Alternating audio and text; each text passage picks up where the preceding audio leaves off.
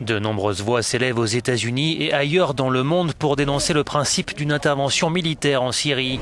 À Washington, plusieurs dizaines d'activistes ont manifesté devant les grilles de la Maison-Blanche. Ils s'inquiètent notamment des conséquences humanitaires d'un éventuel conflit. Un nombre record de Syriens est en train de traverser la frontière. Pourquoi ? Car ils craignent que les Américains bombardent Damas.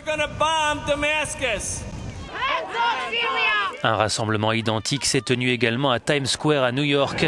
Les manifestants ont brandi des pancartes appelant à ne pas toucher à la Syrie ou dénonçant les mensonges de l'administration américaine.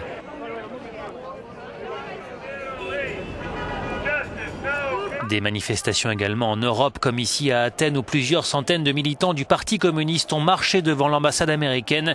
La Grèce a condamné l'attaque chimique présumée en Syrie, mais prône une solution politique au conflit.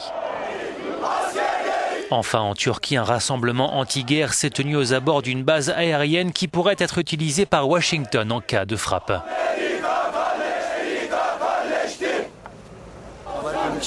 On ne doit pas permettre à la Turquie d'attaquer la Syrie pour protéger les intérêts américains. Ce n'est pas juste pour les milliers de civils qui seront tués en Syrie, comme ce fut le cas en Irak.